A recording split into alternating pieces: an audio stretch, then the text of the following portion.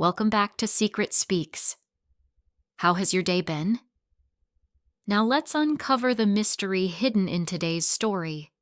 I never imagined the boy I once rocked to sleep would one day fasten steel around my wrists, while his wife struck me in front of neighbors I had known for 30 years.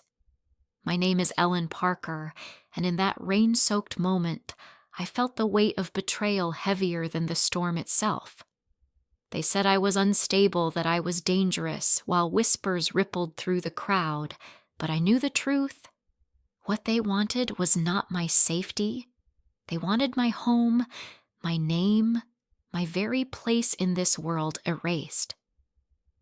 Rain fell heavier than I expected that afternoon in Plano, Texas, the kind that soaked through your blouse within seconds and blurred the edges of the street.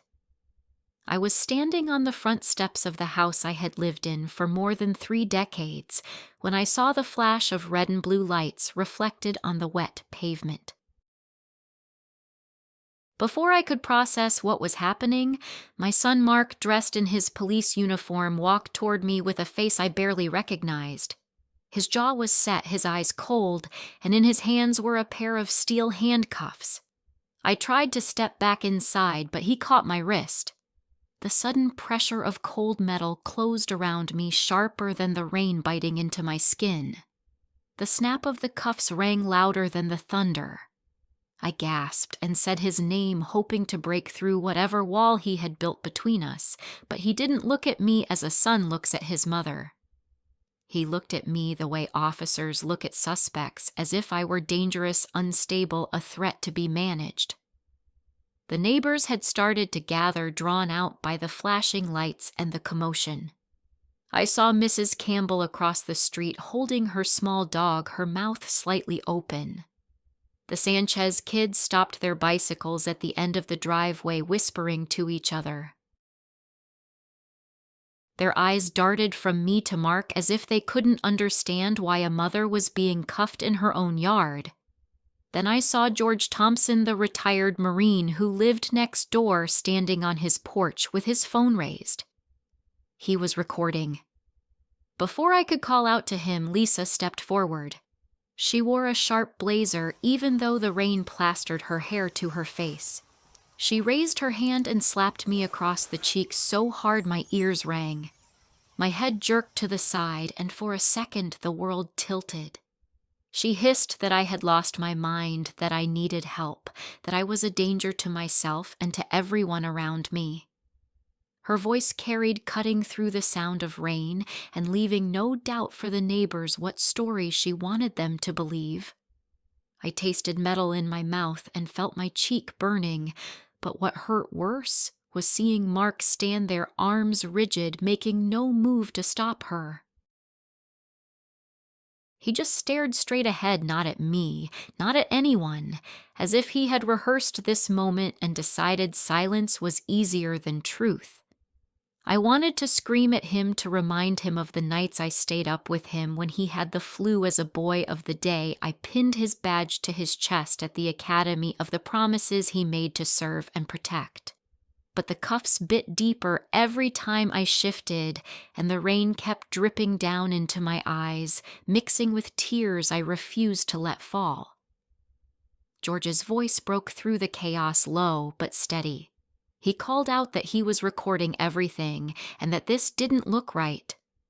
Lisa snapped her head toward him, her smile brittle, and shouted that I was unstable, that they were only trying to help me before I hurt myself.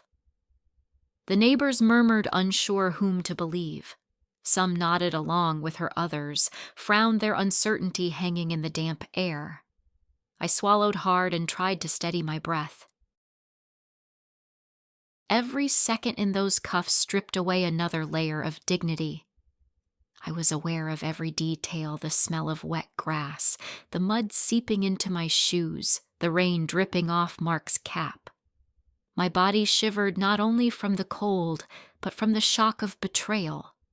The son I raised, the boy who used to run into my arms after school, now stood with a badge and a gun on his belt, treating me like a criminal in front of everyone I had known for years. Lisa leaned closer, so only I could hear her breath hot against my ear despite the rain. She whispered that this was only the beginning, that soon my name would be gone from the house, from the papers, from everything. I closed my eyes for a moment, clenching my fists against the steel around my wrists. I wanted to push back, to shout, but I knew every word I said would be twisted against me. So I stayed silent, letting the storm wash over me, letting the neighbors watch, letting George's camera capture every second.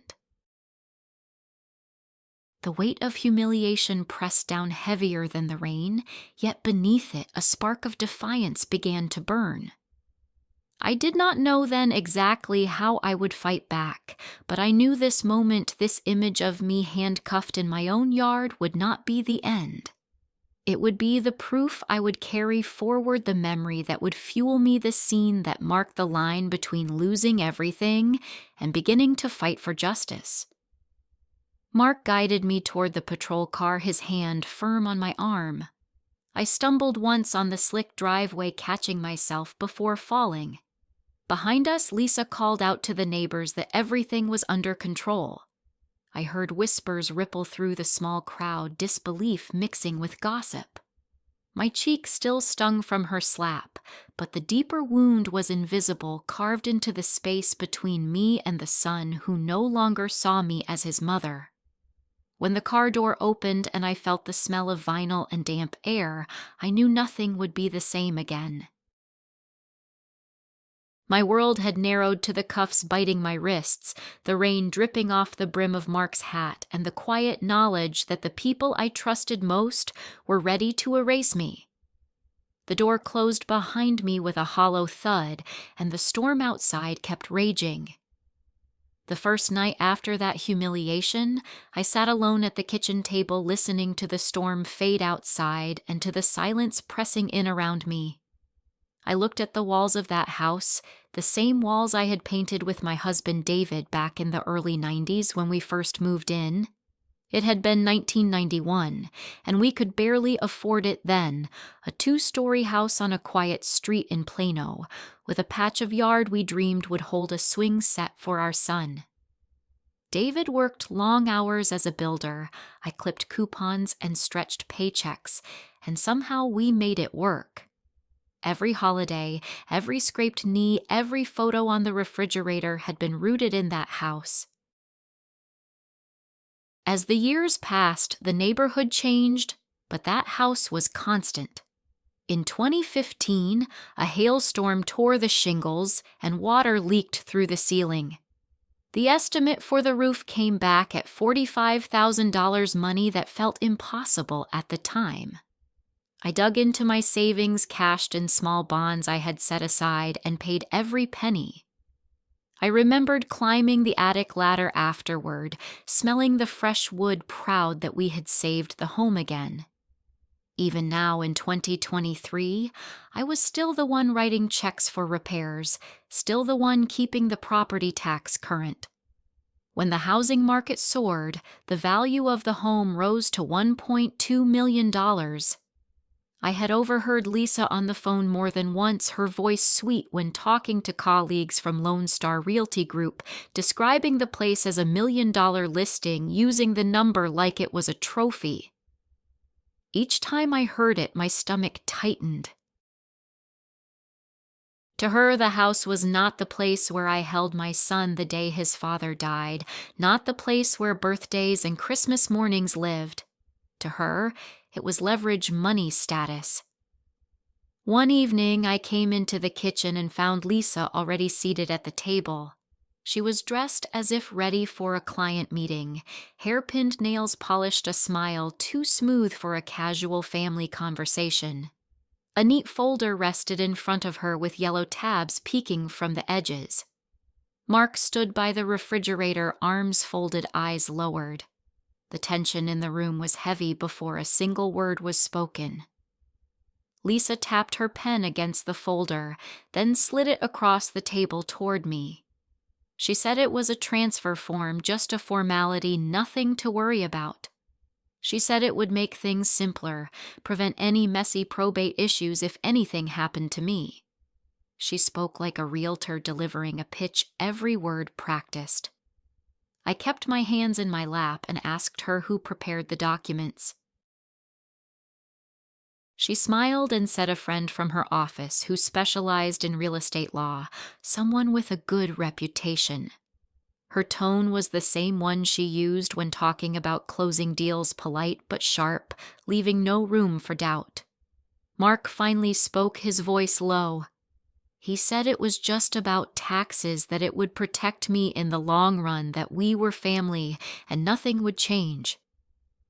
The words sounded tender on the surface, but his arms were still crossed, his face unreadable. I looked at him for a sign, anything that showed the boy I once knew, but his eyes slid away from mine. I opened the folder and saw the first page. The lines spelled out clearly that I was transferring full ownership of the house to Mark and Lisa as joint owners effective immediately. There were no clauses protecting me, no right to remain, no safeguards. It was clean, sharp, final. I raised my head and asked quietly what would happen if I did not sign. Lisa's smile did not falter, though for a second her eyes hardened. She said, of course I could take some time, a day or two, but it was best for everyone if things were settled quickly. She added that staying on the deed made things more complicated with taxes and liability. That word again, spoken like I was nothing more than a risk factor. The kitchen felt colder than it should have. I pushed the folder back an inch and said I needed to think. Mark shifted his weight but did not argue, only nodded and told me to let them know. Lisa's nails tapped against the table as she gathered the papers back into place. Her smile returned polite and professional, but I saw the strain beneath it. That night, I sat in my bedroom downstairs with the folder on my lap, staring at the bold letters at the top of the page. The house I had fought for, sacrificed for, was being stripped away with a few lines of ink. I thought of David, of the promises we made to each other, of the sweat he poured into every board and brick. My hands trembled as I closed the folder and set it on the nightstand. The next morning, Mark knocked on my door, something he rarely did. He asked softly if I had read through the documents. I said yes. He asked if I was ready to sign. I said no. His face did not change, but the silence between us grew heavier. He only said that it was my choice, then left. Hours later, I heard footsteps upstairs, boxes shifting, Lisa's voice, instructing him to clear space. They were preparing as if I was already gone. I sat in my small recliner, listening to the creaks above, and felt the house itself exhale in ways I no longer recognized. The rain from the day before had dried the sun, now streaming through the blinds, yet I felt colder than ever. The walls that once held laughter now echoed with whispers about taxes and liability.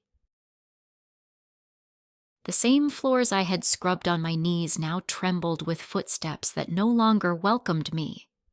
When I returned to the kitchen that evening, Lisa was there again, smiling too brightly, the folder already waiting on the table. She gestured to the chair as though I were a client. I sat down slowly, resting my hands on the edge of the table. My heart pounded, but I forced my face to remain calm. She began to explain once more how simple it would be if I signed, how much smoother things would go. Mark stood nearby, silent, his gaze fixed on the floor. I did not reach for the pen. I did not touch the folder.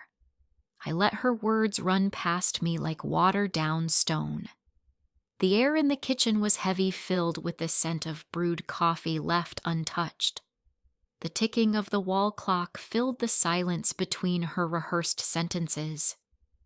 I kept my back straight, reminding myself that this was my house, my ground, and no smooth words or yellow tabs could change that truth in my heart.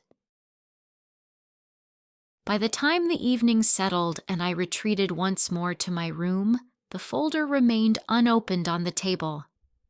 I knew this was only the beginning of a longer battle, one that would test every ounce of strength I had left. I sat by the window looking out at the dark street lined with familiar porches, and wondered how many of them would soon believe I was unstable, or if any would remember the woman who had built her life brick by brick in the house they now called a listing. The house felt different the next morning, as if the walls themselves were shifting to push me out. When I walked through the hallway, the familiar portraits that had hung there for years were gone. The frame of Mark in his Little League uniform, the family picture from Christmas when David was still alive, even the photograph of my parents on their porch in Oklahoma, all of them had vanished. In their place were glossy photos of Mark and Lisa, both of them dressed in real estate smiles, standing in front of a new property sign with the Lone Star Realty Group logo. I froze, staring at the empty nails where my memories used to hang. My chest tightened as I reached out to touch the wall, the faint outline of the frame still visible in the paint. I whispered David's name under my breath, as if saying it aloud could anchor me to what was slipping away. That evening, as I walked toward the kitchen, I noticed the light in the hallway was out. I flipped the switch, but nothing happened. When I reached up, I realized the bulb had been unscrewed, left dangling. The hallway fell into a shadow I had never felt in that house before. I had always left that light on, especially at night, because it gave me comfort when I made tea or checked the doors before bed. Now the darkness seemed intentional, a quiet signal that my presence no longer mattered. When I stepped into the living room, I stopped short. My favorite quilt that usually hung over the back of the sofa was gone.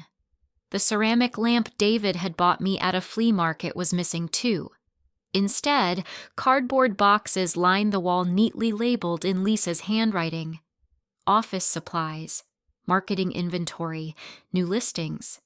My things had been swallowed by her storage. Lisa appeared from the kitchen holding a glossy brochure. She handed it to me with a bright smile that did not reach her eyes. The cover showed a picture of a retirement community with wide lawns and smiling seniors playing cards. She said she had already scheduled a tour for me, that the community had a room available as soon as the end of the month. Her tone was gentle but final, as though the decision had already been made.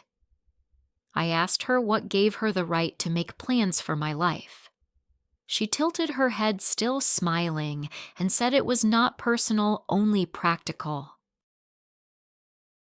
She told me that I would be more comfortable with people my own age, that it was time I thought of myself instead of clinging to the past. Behind her, Mark leaned against the counter, arms crossed, silent as always, his eyes avoiding mine. The words sank like stones in my chest. I remembered the day in 2018 when I had gone into the hospital for heart surgery. I was terrified of leaving bills unpaid or the house tied up in court if something happened to me. I added Mark's name to the deed, temporarily trusting him as my son, believing he would help protect what David and I had built. I remembered signing that document with a shaking hand, telling him it was only until I recovered. There had been a clause clear and specific that the ownership would revert back solely to me once my health stabilized. It was supposed to be temporary, a safety net, nothing more. Now that trust was being twisted into a weapon against me. Lisa's brochure still rested in my lap, its glossy pages heavy with implication. I flipped through it slowly, each picture of smiling strangers, a reminder of the life they wanted to push me into, a life removed from the home I had given everything for. Later that night, I sat in the downstairs recliner staring at the boxes that lined the walls. I could hear laughter drifting from upstairs, the muffled sound of Lisa's heels clicking across the floorboards. Mark's voice low in agreement. They had started referring to the house as theirs, in casual conversation, no longer correcting themselves, no longer pretending. Each time I heard it, a small part of me felt erased. I made tea in the small kettle I kept in my bedroom. The hallway was still dark without the bulb, the shadows stretching long across the floor. I thought of how many nights I had walked this path with David beside me, how safe I had felt then, and how utterly foreign the house felt now. In the quiet of that room, I promised myself I would not be erased so easily. I held the brochure in my hands, folded it once then again until the glossy cover cracked. I tucked it into the drawer of my nightstand, not because I wanted it, but because I needed the reminder of what they were trying to do.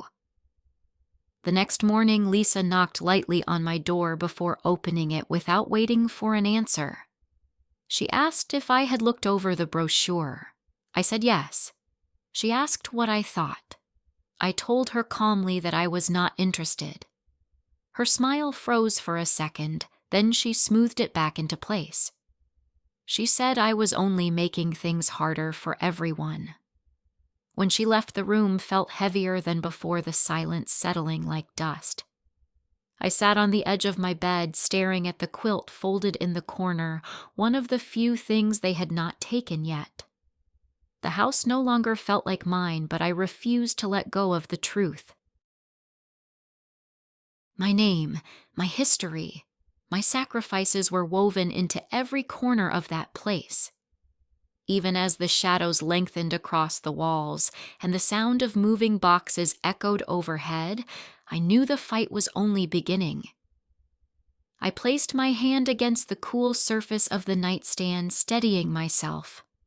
They wanted me to disappear into silence, but I had not survived this long to fade quietly.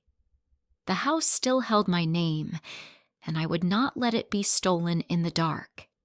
Late that night, I sat in the downstairs bedroom that had slowly turned into my only refuge, staring at the boxes lining the hallway outside and the darkened bulb that no one had bothered to replace. The air in the house felt heavier than usual, as if it carried the weight of decisions already made without me. I could not sleep, so I reached for an old cedar box buried behind the winter coats in my closet. It had not been opened in years, but I remembered tucking important things away there, things David and I had promised to keep safe. The wood creaked as I lifted the lid, releasing a faint scent of polish and dust. Inside were layers of our life together. There were photographs of Mark as a boy, his smile wide and crooked, his baseball cap too big for his head. There were insurance receipts, faded letters, and birthday cards David had written in his blocky handwriting. Beneath the piles lay a large envelope with David's name written across it in bold strokes that made my breath catch. The paper was yellowed at the edges, the ink fading, but the moment I saw it, I knew it was what I had been looking for without realizing it. I opened it carefully, my hands trembling. It was his will, signed years before his heart gave out. As my eyes scanned the lines, tears blurred the words. The house, the very roof over my head, was left to me alone. David had written explicitly that I was to remain the sole owner, that no matter what happened, he wanted to ensure I would never be forced out of our home. He had thought of me even as his own health declined, making sure the one thing we built together could not be taken away. I pressed the pages to my chest and closed my eyes. The contrast between David's devotion and the betrayal unfolding in the present cut deep. I remembered his quiet determination, the way he had insisted on paying for notarization even when money was tight, just to be certain everything was legal. He had done everything to protect me, and yet here I was, fighting off my own son and his wife who treated me like a problem to be solved. As I slipped the pages back into the envelope, I noticed something odd. The flap had been resealed before, not in the careful way David always handled documents, but bent and uneven. My stomach dropped. I shuffled through the cedar box and saw that some of the stacks had been disturbed. Corners were bent papers out of order. Someone had been here before me. The realization hit me like a cold wave. Lisa had been through my things.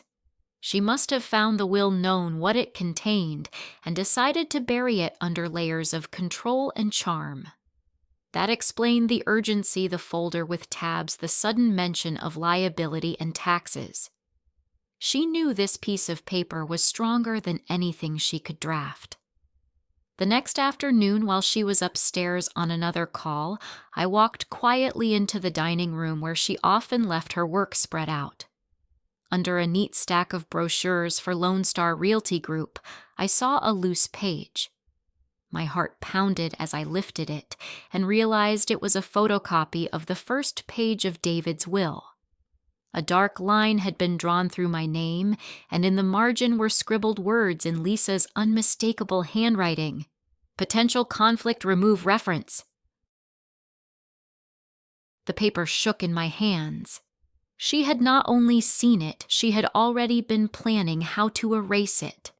She wanted to rewrite David's last wishes to cross me out as if I were a typo. My jaw tightened, anger and grief colliding inside me. This was not a misunderstanding, not a family dispute about responsibilities. This was calculated. I put the paper back exactly as I had found it and slipped quietly out of the room. That night when Mark came downstairs, I tried once again to reach him. I asked if he remembered the day David had signed the will. He had been 17 at the time, sitting in the lawyer's office with us. For a moment his eyes flickered, but he shrugged it off and muttered that it did not matter anymore. I reminded him that his father's voice still mattered, that David had wanted to protect me. Mark looked away and said Lisa was handling things, that I should not stress myself. His words were sharp in their indifference, and I felt the gap between us widen until he seemed like a stranger. Back in my room, I unfolded the will again, running my fingers over the notarization stamp. Despite the tampered envelope, the seal was still valid. The language was clear, firm, unshakable. My name stood alone as the rightful owner. David's effort still held power, and I knew then that this document was my shield. I decided to protect it as fiercely as David had meant me to. I found a small envelope and slid the will inside, then tucked it beneath the false bottom of my dresser drawer, where I kept my most private belongings. As I slid the drawer shut, I heard the floorboards creak in the hallway. My breath caught as the doorknob shifted, then stopped. Silence. Someone was out there listening. The hair on my arms rose as I sat frozen until the footsteps retreated. My heart hammered against my ribs, but I felt a spark of resolve. Lisa might have thought she could erase me, but now I had proof she feared.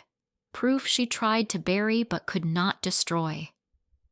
In the quiet hours that followed, I held on to the memory of David's steady hand signing those pages.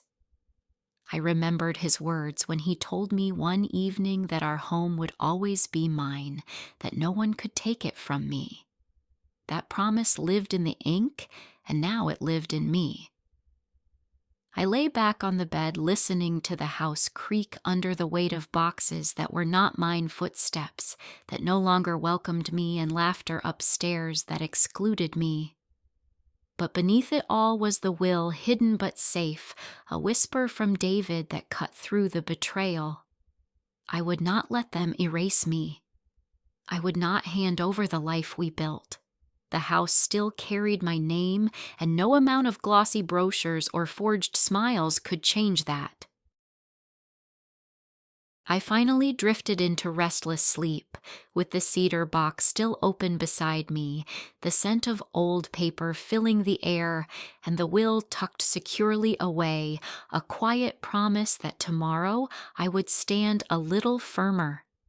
The following afternoon, a soft knock came at my back door. I opened it to see George Thompson standing there, his cap pulled low over his brow and a serious look in his eyes. He shifted his weight as if unsure if he should have come, then held up his phone. He said he thought I might need to see something. I let him in, quickly glancing up the stairs to make sure Lisa was still on her call. George lowered himself into the chair at my small table and unlocked his phone. He tapped the screen and handed it to me. My breath caught as the video began to play. There I was in my own front yard wrists, cuffed rain soaking my blouse, my son's face blank and cold. Lisa's hand cracked across my cheek, and her voice rang out, calling me unstable.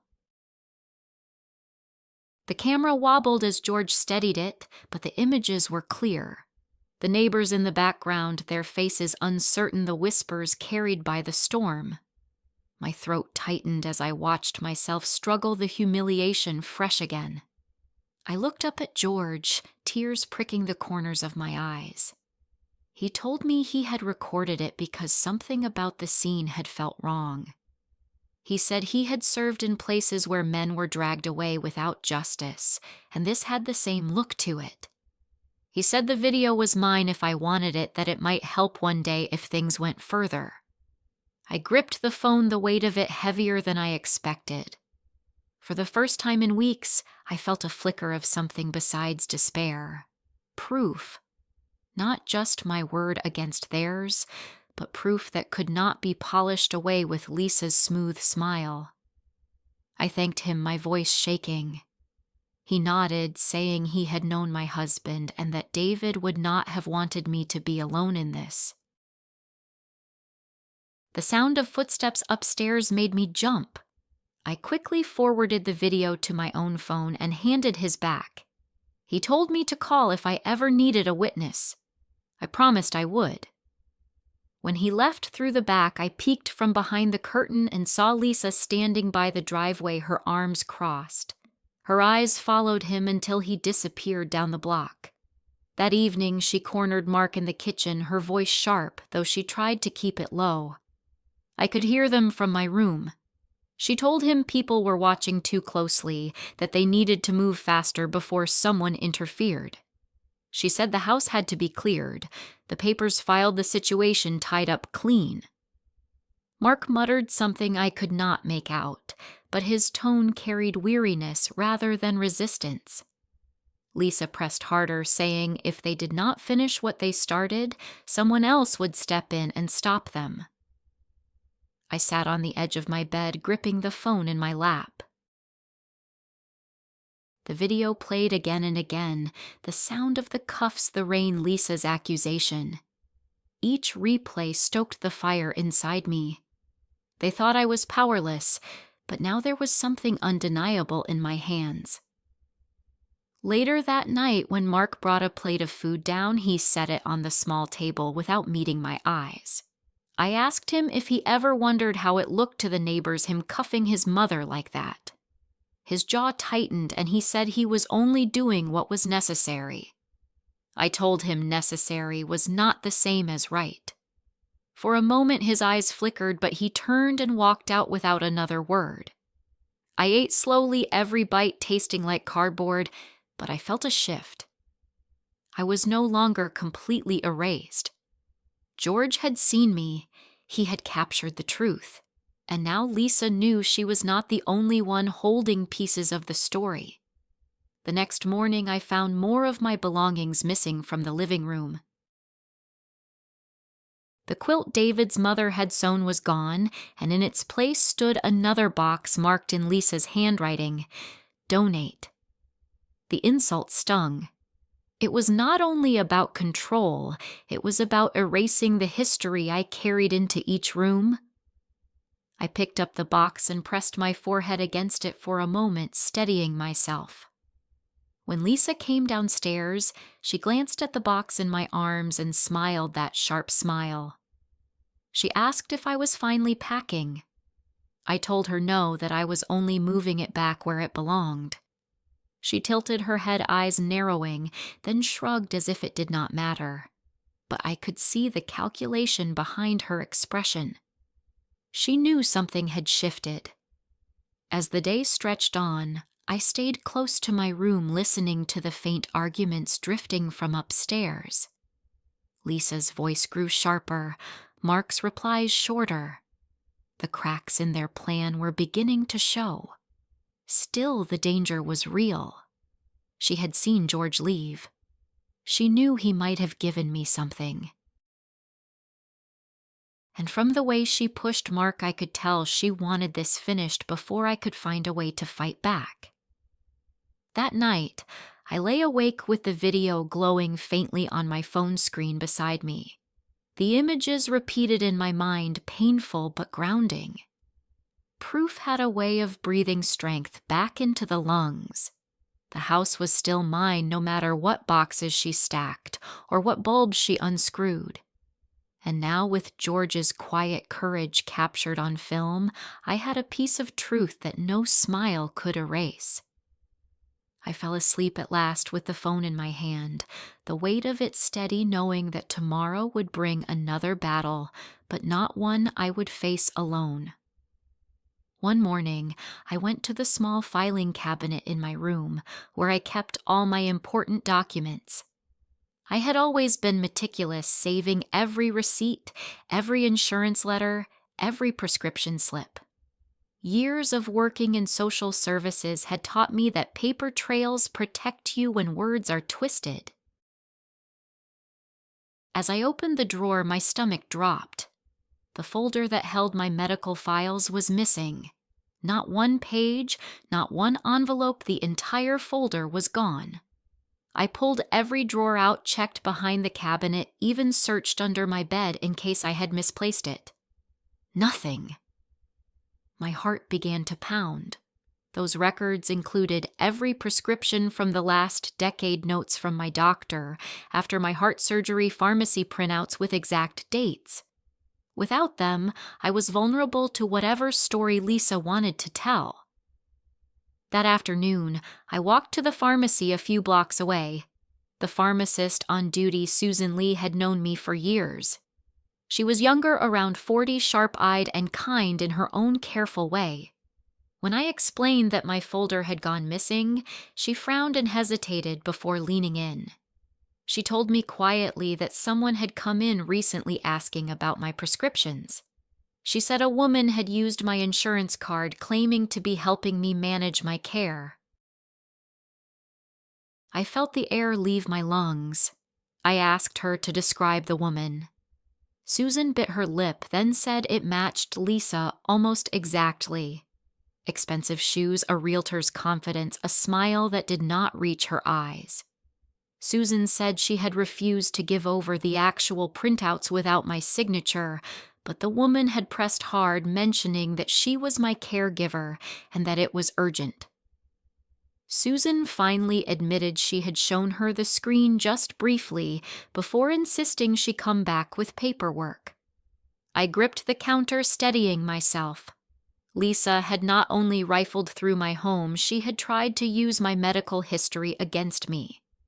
Susan reached across and touched my hand, saying she was sorry that she realized afterward something felt off. She warned me to be careful because once people start building a case about someone's mind slipping, even a few half-truths can snowball quickly. Walking home, I replayed her words again and again. It all fit. Lisa wanted to prove I was unstable, unfit to handle my own affairs. She wanted to build a file thick enough to convince a judge I needed guardianship, and with Mark in uniform backing her story, it might work. When I got back to my room, I sat at my desk and forced myself to breathe. Panic would not help me. I remembered the work I had done years ago with the Department of Protective Services. In 2010, I had co-written a manual on elder abuse, specifically on how families sometimes manipulated medical evidence to take over property and assets. We had crafted guidelines for spotting it and steps for documenting patterns. The irony was bitter. I had helped design the very system Lisa was trying to twist against me.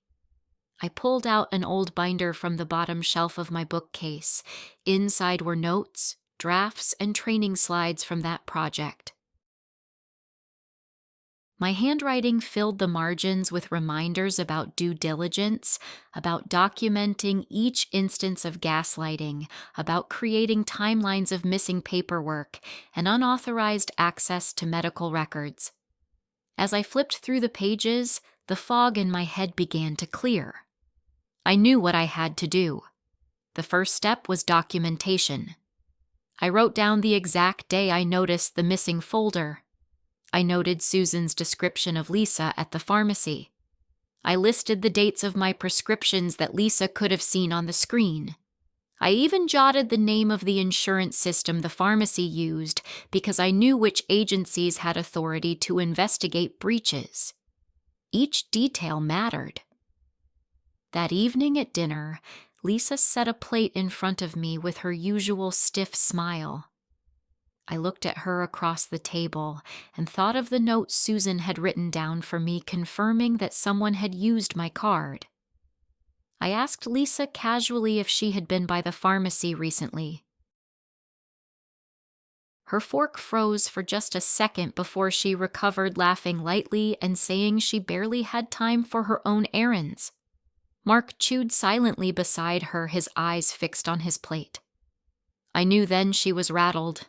Her denial had been too quick, too rehearsed. I excused myself early, carrying the plate back to my room untouched. In the quiet, I added that exchange to my notes. Late that night, I heard her footsteps in the hallway, the faint squeak of the floorboard outside my door. I held my breath, waiting until the steps retreated. The image of my missing folder haunted me, but the manual on my desk reminded me that knowledge was power. Lisa believed she had the upper hand, but I knew the pathways, the agencies, the forms she had not accounted for. I turned off the light and lay back in bed, the binder open beside me. David's will was hidden in the drawer below George's video safe on my phone, and now I had the beginnings of a record that could unravel her scheme. It was not enough yet, but it was a start. The pieces were forming, and for the first time, I felt the shape of a defense rising. I closed my eyes, hearing the house creak with boxes being moved upstairs, and told myself that she would not win by silence. She might think she could rewrite my story with stolen files and rehearsed lies, but I had built systems for women like me, and I would use every word of them. The following week, I made a decision I had been avoiding. I called Althea Moore, a retired civil claims lawyer who had been one of David's closest friends. She lived on the edge of town in a modest brick house with a front porch shaded by an old pecan tree. When I asked if she had time to see me, her voice on the phone carried the same steady warmth I remembered from years ago. She told me to come by that afternoon and to bring whatever documents I still had. I packed David's will, the photocopy I had found on the sideboard, and the folder Lisa had tried to pass off as transfer papers. My hands shook as I zipped the files into a bag. I felt as if I were walking into battle, but this time with armor. When I arrived, Althea welcomed me with a hug and ushered me into her study. Books lined the walls, their spines worn from years of use. She cleared a spot on the table and gestured for me to spread out the papers. I told her everything from Lisa's brochures to the missing medical files. She listened without interrupting her sharp eyes, scanning each page as I spoke. After a long silence, she picked up the transfer form Lisa had tried to make me sign. She leaned closer, adjusting her glasses, and tapped the bottom corner. The notary seal was visible but faint. She pulled an old directory from the shelf and flipped through until she found the listing. Then she looked up at me, her expression grave. The notary whose name was on the seal had let her license expire in late 2022. Any document carrying that seal after that date was invalid. I felt my chest tighten with both relief and anger. Relief because Lisa's scheme had cracks, anger because she thought I would never notice. Althea wasn't finished. She set the form aside and pulled the photocopy Lisa had marked.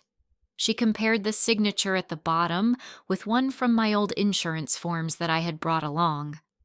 She turned the pages toward me so I could see. My name had been lifted from the insurance paperwork and placed onto the transfer document. The slant of the letters, the pressure of the pen, even the stray mark at the end of the line matched perfectly. She leaned back in her chair and folded her hands. She told me calmly that this was forgery, that Lisa had used expired notary credentials and copied my signature without consent. Her tone was firm, her words deliberate the way only someone seasoned in the courtroom could deliver. My eyes filled with tears. For weeks, I had been gaslit, told I was unstable, treated like a guest in my own home. And now someone finally said the truth aloud. Lisa was lying, and she had broken the law to do it. I asked Althea what could be done. She explained we could file a Ellis Pendens a legal notice that would freeze any attempt to sell or transfer the property until the dispute was resolved. She said with David's will, the fraudulent notary seal, and the copied signature, we had more than enough to convince the county registrar to halt any transaction. Her voice carried certainty, and for the first time in months, I felt I was standing on solid ground. She paused, looked me directly in the eye, and said we had enough to file not just to protect my rights, but to hold them accountable. Then she placed her hand gently over mine and said the words that sent a shiver of strength through me. We have enough to fight. I sat there, the air heavy with the scent of old books and coffee, and let the reality settle in. I was not crazy. I was not powerless. The very system they thought they could twist was now pointing back at them. When I left Althea's house, the late afternoon sun cast long shadows on the sidewalk. I carried the folder tight against my chest, the weight no longer a burden, but a weapon. As I drove home, I replayed her words again and again. We have enough to fight. The house loomed ahead of me, familiar and foreign, all at once. I parked in the driveway and sat for a moment, gathering my breath. Through the window, I saw Lisa pacing in the living room phone pressed to her ear, her free hand slicing the air as she spoke. Mark sat slouched on the sofa, staring at the floor. Their movements looked frantic, restless, like people who felt time slipping through their fingers. I walked inside quietly, clutching my bag. Lisa stopped mid-sentence when she saw me, her smile snapping into place like a mask. She asked if I had been out shopping. I nodded without answering, moving past her toward my room. My silence seemed to unsettle her more than anything I could have said. In the safety of my room, I placed the documents carefully back into the dresser drawer. My hand steadied as I closed it. David's will, George's video, Susan's warning, and now Althea's confirmation. The pieces were stacking, each one stronger than the last. Upstairs, the sound of boxes being dragged across the floor continued late into the evening. Lisa's voice carried through the vents sharper now, demanding Mark move faster. I lay back on my bed, staring at the ceiling, listening to the house groan under the weight of their plans. But beneath the noise, I heard something steadier inside me. Resolve. The cracks in their scheme were showing, and now I had someone standing beside me who knew how to use those cracks to break the whole thing wide open. I closed my eyes, the echo of Althea's words settling into my bones. We have enough to fight. That night, I pulled out the black transmitter box I had kept hidden for years beneath old tax folders. It was small, no bigger than a paperback, its surface scratched from use long ago. My hands trembled as I flipped open the latch. A tiny green light blinked once when I pressed the test button. The memory of my days working with the Department of Protective Services rushed back. We had been given these devices as a last line of defense when frontline workers faced retaliation or abuse. I had never returned mine after retirement, and now I understood why I kept it. I stared at it for a long moment before pressing the button firmly. A faint click sounded, then silence. The signal was sent. I slid the box back into my bag and sat motionless, waiting. Hours later, the phone rang. The number was unfamiliar from Austin. I answered, and a calm voice introduced herself as Rachel Owens from Internal Affairs. She said the transmitter code had been recognized and linked to my old clearance file. She confirmed it was still valid. I could hear her flipping through records as she spoke, her tone steady but urgent. She told me she was opening a case immediately and that the next steps would follow within days. The following week unfolded like a slow storm. In week 1, I completed an intake report with Adult Protective Services. I drove downtown, handed over notes I had compiled, and filed a formal complaint of financial exploitation. The woman at the counter gave me a case number and assured me it would be reviewed. In week 2, a letter arrived in my mailbox stamped with the state seal. Inside was confirmation of the case number along with instructions for interviews. I held the paper in my hand, its weight reassuring. They could no longer say I was imagining things. There was now a file in the system, my name attached, my claims recorded. By week 3, Rachel herself came to my home. She was younger than I expected, mid-40s, with sharp eyes that missed nothing. She carried a folder already thick with documents. We sat in my sunroom, the one space Lisa had not yet filled with boxes, and Rachel asked me to tell her everything from the beginning. I spoke slowly, carefully, handing her copies of David's will, the photocopy, with Lisa's notes, Susan Lee's written statement about the pharmacy, and the video George had taken. She watched the recording twice, her expression hardening with each replay. When it ended, she looked at me and said it was powerful evidence, but not everyone was on my side. That same afternoon, Captain Reed arrived unannounced. He had been Mark's superior officer for years, and his history with me was complicated. Decades ago, I had filed a report against him when I worked on policy citing his mishandling of elder protection cases. He had never forgiven me. Now he stood in my living room with his arms folded, his expression unreadable. He said he was there to check on Mark's welfare, that these family disputes often got exaggerated, that it would be better for everyone if I dropped the matter quietly. His words dripped with authority, meant to intimidate, but Rachel was seated beside me. She straightened in her chair and asked him directly if he was here in an official capacity. He hesitated, then muttered that he was simply observing. The tension between them filled the room. Reed tried to downplay the evidence, suggesting the video was taken out of context, that neighbors often misinterpret family arguments. Rachel calmly opened her folder and slid the printed screenshots of George's video across the table. She pointed out the timestamp, the presence of uniformed officers, the slap clearly visible. Her voice never rose, but her words cut cleanly. She said the department would not ignore evidence of abuse, especially when it involved one of their own.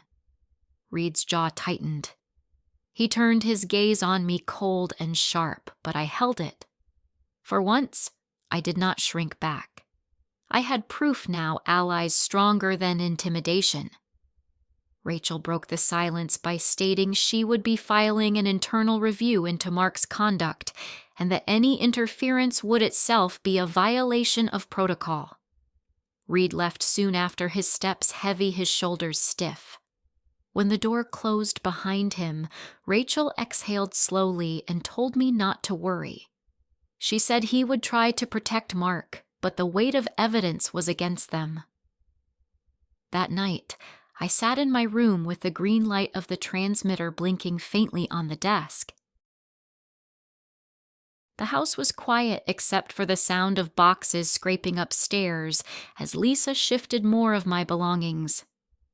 My heart was steady in a way it had not been in months. They still believed they were erasing me piece by piece, but they did not know the system I had once helped shape was moving beneath their feet. I opened my notebook and wrote the date in bold. Week 3. IA interview complete, video submitted, witness confirmed. For the first time since the cuffs had closed around my wrists, in the rain I felt that justice had been set in motion. The fight was no longer mine alone. It was written in files, logged in case numbers, carried in evidence folders, and soon their carefully built facade would begin to crack. The morning the investigation team returned, the air around the house felt different, tense in a way that settled into my bones. 2 unmarked SUVs pulled up at the curb, their engines humming low. Rachel stepped out first, followed by 3 internal affairs agents carrying thick folders. The sight of them standing in front of my porch made my pulse quicken. This was no longer whispers in the hallway or forged papers sliding across the dining table. This was official, undeniable. Mark was already in uniform, though I noticed he hadn't clipped his badge to his chest. He froze when the agents walked through the door. Lisa came down the stairs moments later, her blazer sharp, her heels clicking too loudly on the wood floor. She wore a smile meant to look calm, but her eyes gave her away. Rachel's voice was steady as she greeted them and announced the purpose of the visit. She said they were here to review property transfer documents, notary seals, and departmental database usage linked to Mark's access code. Lisa crossed her arms and asked why they had come without scheduling, her tone edging toward defiance. Rachel simply replied that investigations of fraud and misconduct did not wait for convenient times. The agents began spreading folders across the dining table. The sound of paper sliding against wood filled the silence. One agent compared the notary seal on Lisa's transfer documents to the state registry, shaking his head almost immediately. He confirmed the license had expired more than a year earlier. Another held up my supposed signature, then pulled a copy of an insurance form from years ago. Side by side, the match was exact. He circled the lines with his pen, saying it was a copy, not an original. Lisa's smile faltered. She stammered about a friend who had helped with paperwork, about streamlining the process, about keeping taxes simple. Rachel cut her off gently but firmly, asking for the friend's full name, license number, and contact information. Lisa opened her mouth, closed it, then muttered that she didn't recall. Mark shifted uncomfortably in his chair.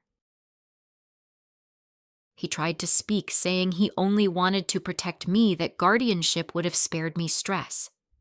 Rachel turned to him sharply.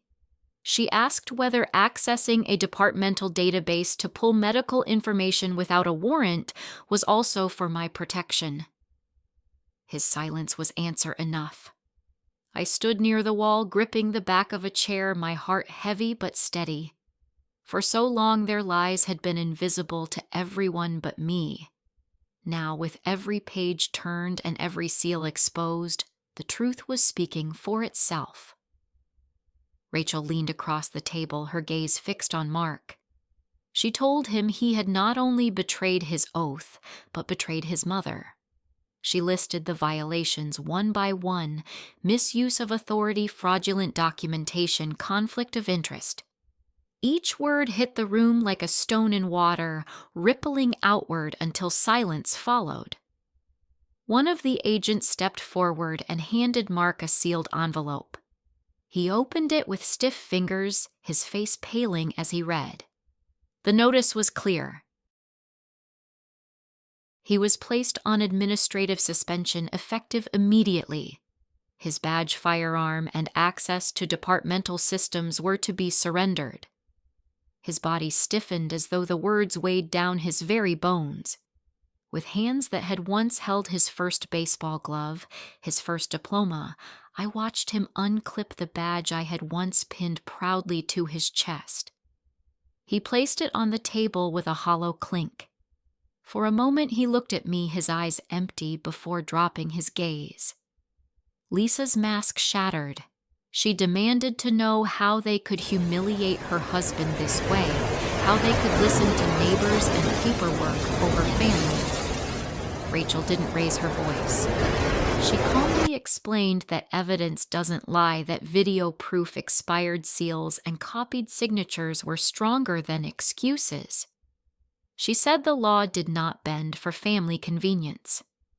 The words hung heavy in the air. Lisa pressed her lips together, her hands shaking as she tried to gather the papers into a neat stack, but the agent stopped her, sealing the documents into evidence envelopes instead. Her control was slipping piece by piece. I could feel my throat tighten as I watched the scene. A part of me mourned the boy I had raised, the man who once swore to protect, now stripped of his badge because he chose silence and betrayal. Another part of me felt the ground finally shifting in my favor, the scales of justice beginning to balance. Rachel closed her folder and gave one final instruction. She told Mark that interfering with the investigation or contacting witnesses would result in further charges. Then she turned to Lisa and reminded her that forging documents under an expired notary license carried penalties both civil and criminal. Her tone was firm, but even leaving no room for doubt. When the agents left, the house fell into a strange silence. Mark sat at the table with his shoulders slumped, staring at the empty space where his badge had been. Lisa paced back and forth, muttering under her breath, her eyes darting toward me as if I were the intruder in her home. I slipped away to my room, closing the door quietly. My hands shook as I leaned against the dresser where David's will was hidden, but this time it was not from fear. It was from the weight of what I had just witnessed. My son, my flesh and blood, had been called to account not by me, but by the law he had sworn to uphold. I sat on the bed and let the silence wash over me. The walls of the house still felt cold. The boxes upstairs still carried pieces of me they had tried to erase, but now the truth was no longer invisible. It had been spoken aloud in front of both of them. Rachel's words echoed in my mind, clear and sharp. You didn't just betray your mother. You broke the law. The fight was far from finished, but the line had been drawn. From here forward, their lies would have to contend with something stronger than intimidation. They would have to face justice. The following week, I drove across town to the community center, a modest brick building with a faded sign, but a warmth that hit me as soon as I stepped inside.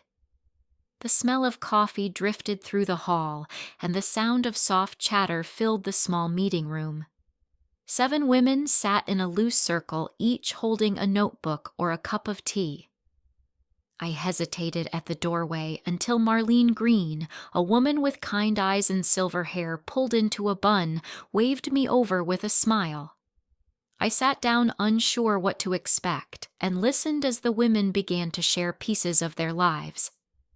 One spoke about a grandson who convinced her to sign over her pension, promising to manage it for her, only to leave her scrambling with unpaid bills. Another told of a son who changed the locks on her house without telling her, forcing her to move into a spare bedroom in his basement. Each story pierced me in different ways, echoes of my own pain. Then Marlene leaned forward, her voice trembling, as she described how her daughter had pressured her into selling her home and moving into a trailer behind the daughter's house. She said she went along at first wanting to keep peace, but the loneliness and humiliation cut deeper every day. Her hand shook as she wiped away tears, but then she smiled faintly and said, being here in this circle reminded her she was not invisible. Her words unlocked something in me. I felt tears rising not from weakness, but from recognition.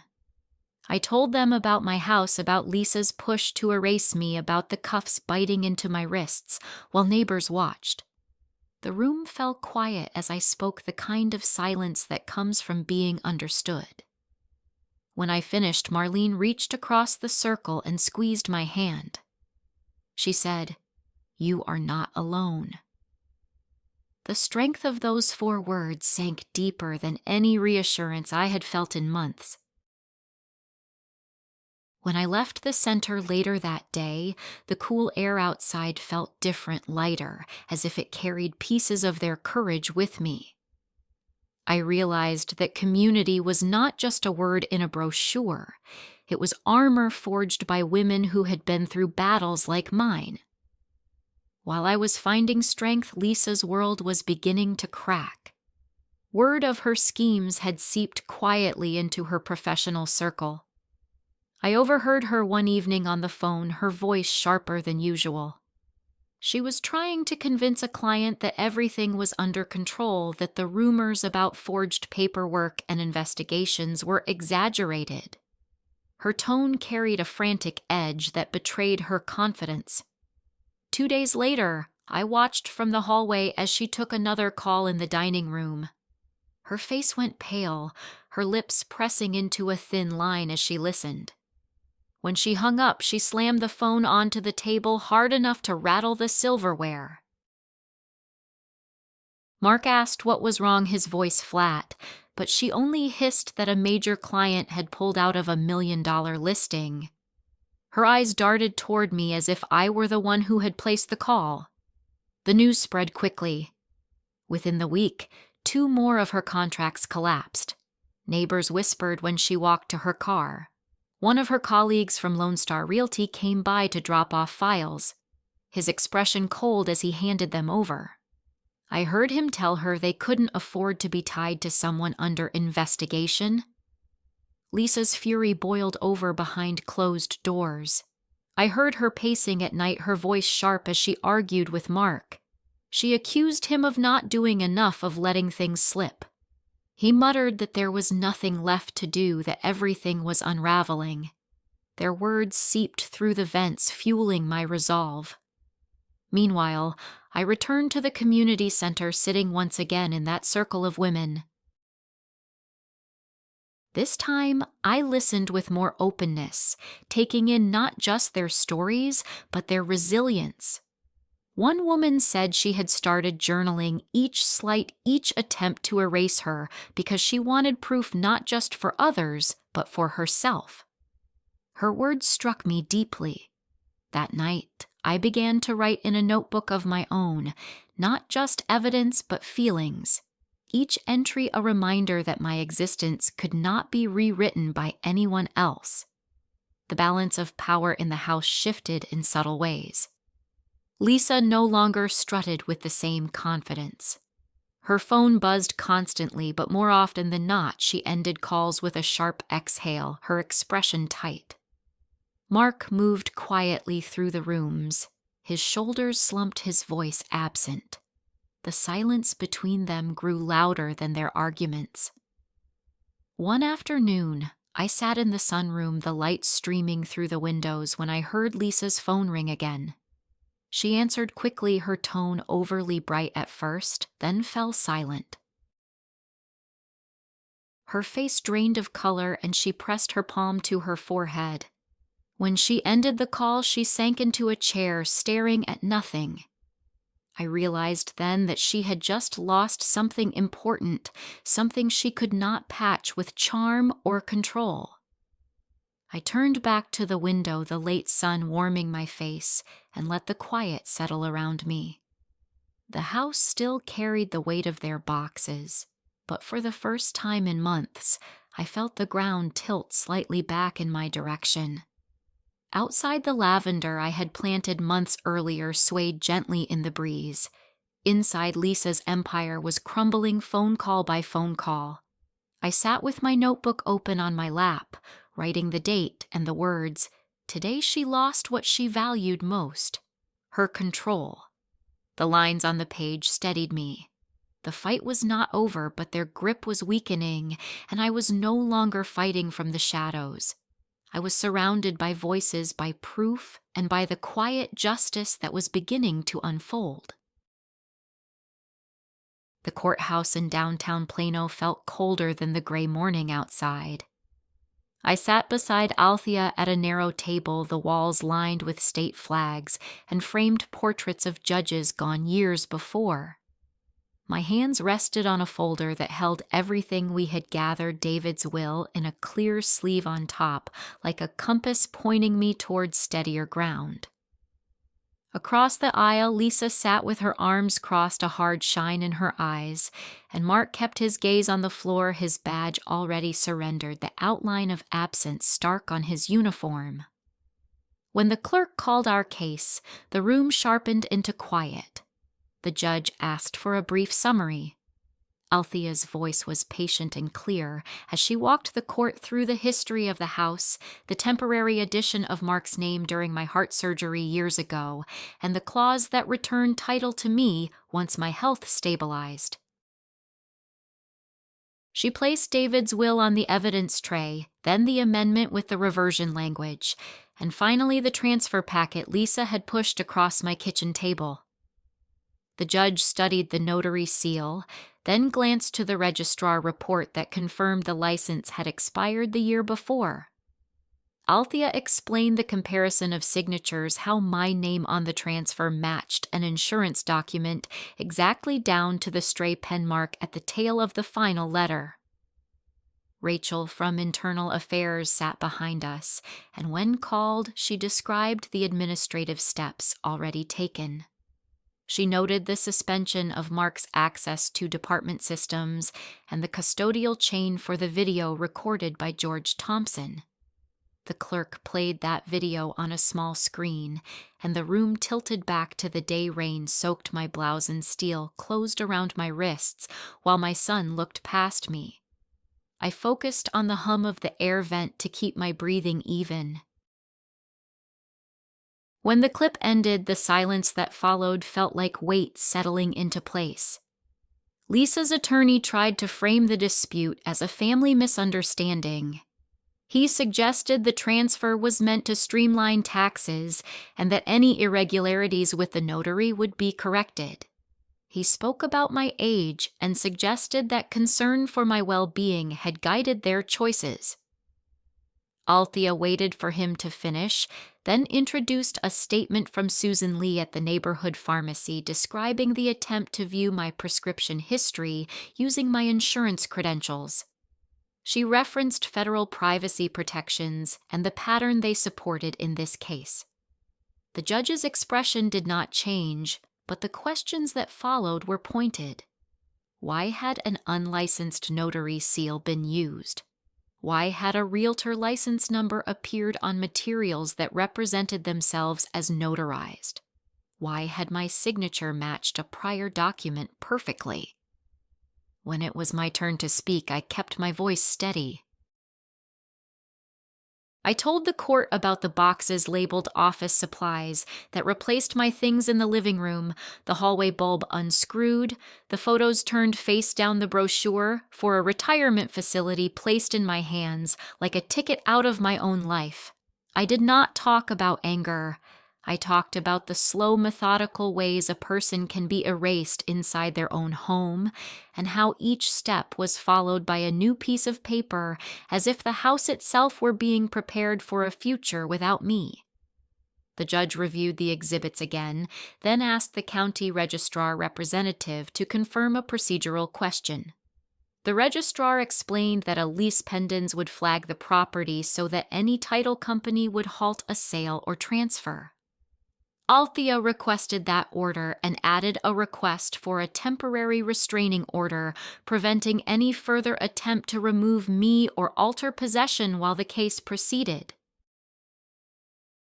She also asked that the court direct a certified copy to the recorder immediately given the prior filing attempts that had surfaced. The ruling came without drama, delivered in careful sentences that landed like anchors. The court granted the lease pendens. The recorder was directed to freeze any transfer activity related to the property. A temporary restraining order issued to prevent interference with my possession and to bar any contact meant to coerce signatures. The judge referenced the will the reversion clause, the expired notary license, the copied signature, and the video calling them a consistent pattern that supported immediate relief. She noted that any allegations related to federal privacy would be addressed by the appropriate agencies, but the pattern of conduct was relevant to credibility and risk. Beside me, Althea exhaled a breath I had not realized she was holding. I felt my shoulders drop as if the house itself had been lifted off my chest. Across the aisle, Lisa tried to speak, but her attorney placed a hand on her arm and shook his head. Mark sat motionless, his hands folded so tightly the knuckles had gone white. Outside the courtroom, the hallway buzzed with the low scrape of shoes and the rustle of papers. Rachel stepped up to say the administrative investigation on Mark would continue and that the findings would go to command staff once complete. There was no promise of an outcome, only the steady cadence of process. It was enough. The badge he had once worn would not protect him from the rules he had broken. As we waited for certified copies at the clerk's window, a man in a navy suit approached Lisa and asked to speak with her privately. He introduced himself as a compliance officer from her brokerage and handed her a sealed envelope. Her fingers trembled as she slid a single page out and scanned it. The color drained from her face. I did not need to read the words to understand. The firm was severing ties, and a notice from the State Real Estate Commission had landed on the same morning confirming a temporary suspension of her license pending formal review. The woman who had called my home $1 million listing now stared at a notice that unlocked doors she had counted on. She folded the letter with careful, jerky motions, as if precision might hold back the collapse. We stepped into the pale afternoon light with our certified copies. The air smelled faintly of rain carried up from the parking lot. Althea gave me a small smile and said we would walk these papers to the recorder so nothing slowed the freeze. We drove the few blocks in silence, then stood at another counter while another clerk stamped the orders, the thud of the seal echoing in the small room. When the clerk looked up and said the freeze was now active and in the system, I felt something inside me realign. The house was not only mine in memory, it was mine in the records that decide how the world moves. On the ride home, I watched the tree line slide by and thought of David sitting at the kitchen table years ago with a cup of coffee and a stack of forms. He would have been quiet about all of this, but his eyes would have softened when the judge spoke, and I think he would have squeezed my hand outside the door. When we pulled into my driveway, the house looked unchanged. Same brick, same front steps, same narrow flower bed where lavender tried its best. Yet the air on the porch felt different. I carried the certified copies inside and set them on the dining table where Lisa had once laid out her transfer packet. The papers looked small, but they filled the room with a weight I could feel in my bones. From upstairs, I heard the faint sound of drawers opening and closing, steps moving room to room. I did not rush to check what was being packed or left behind. I stood still in the center of the house and let the quiet settle. The legal words were now written where they needed to be, and the next movements would not be decided by anyone's charm or by the hush of intimidation. They would be decided by orders and files, and the record of what had already been done. I carried one certified copy to my room and placed it beside the cedar box that still held David's letters. The seal gleamed in the lamplight. I sat on the edge of the bed and rested my palm on the paper, then on the wood of the box, and finally on the quilt that had found its way back to its place at the foot of my bed. The house breathed around me, old and familiar, and for the first time in a long time, I let myself breathe with it. The morning after the ruling, I woke before the sun, the house quiet in a way that felt almost foreign. For months, every sound had been heavy with suspicion, the scrape of boxes, the whisper of Lisa's phone calls, the silence of Mark's footsteps. Now the stillness felt different, not empty, but open. I walked barefoot through the hallway and touched the wall with my fingertips, as if to remind myself it was still mine. I decided the house needed more than papers and orders. It needed breath again. I started in the living room, pulling away the boxes Lisa had left behind. Her handwriting marked in black ink was still there, words like donate and office scrawled over cardboard. I ripped off the labels and threw them into the trash. I wiped down the mantel, polished the frames that still held family photographs, and replaced the portrait of David that had been hidden face down. When I stepped back and saw his smile looking out over the room again, something loosened in my chest. That afternoon, I hired a crew from the neighborhood to help restore the garden. They cut back weeds and cleared the beds that had gone wild. I asked them to plant lavender along the porch and dogwoods at the edge of the yard. Beneath the tall oak tree that had shaded our family for decades, I placed a simple stone bench. When the workers left, I sat there alone, listening to the wind catch the branches, watching the dogwoods tremble in their new soil. The scent of lavender carried on the breeze, and for the first time in months, I felt like the land itself welcomed me back. Inside, I took my time with the closets. My sewing kit returned to its corner quilts folded neatly in drawers that had once held Lisa's supplies. I shredded her labels and replaced them with my handwriting clean and sure. In the hallway, I changed the light bulb Lisa had unscrewed, and when it glowed warm again, the space no longer felt like a passage into exile. It felt like home. One evening, a plain envelope appeared in the mailbox, Mark's handwriting on the front. My hands shook as I carried it inside. I opened it carefully at the kitchen table. The letter inside was polite measured, filled with words about reflection and counseling. He admitted he now understood the weight of what had happened, but the apology never came.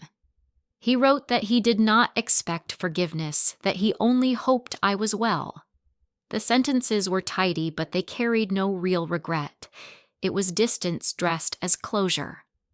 I folded the letter and placed it in the cedar box in my room, where I kept David's watch, old cards, and photographs.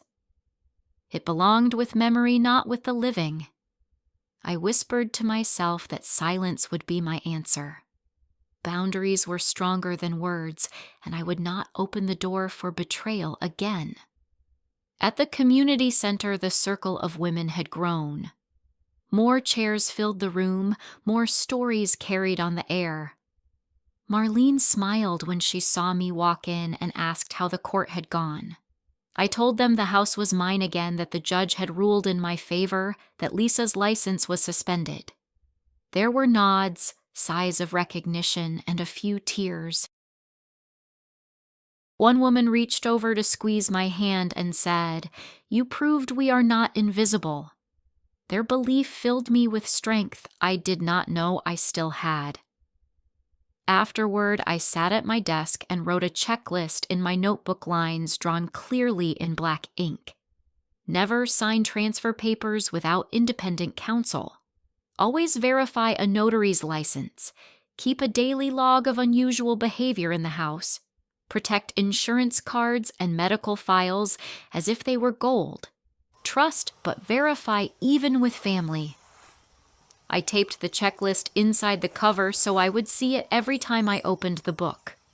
It was both a warning and a promise. Meanwhile, Lisa's downfall was unfolding beyond my walls.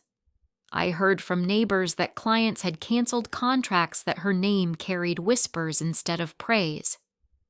One morning, I glanced through the blinds and saw her loading boxes into her car, her shoulders stiff, her face pale. A man in a navy suit stood beside her, handing her another envelope. She read it quickly, then folded it with trembling hands. I knew it was more bad news. The woman who had once boasted about million-dollar listings was left without a license, without clients, without allies. The balance of the house shifted quietly.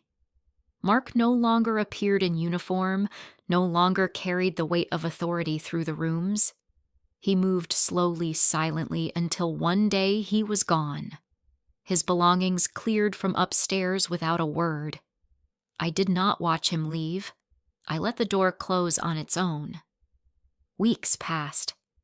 Lavender grew tall, the dogwoods took root, the house filled with the smell of lemon cleaner and rosemary again. I hosted neighbors for coffee.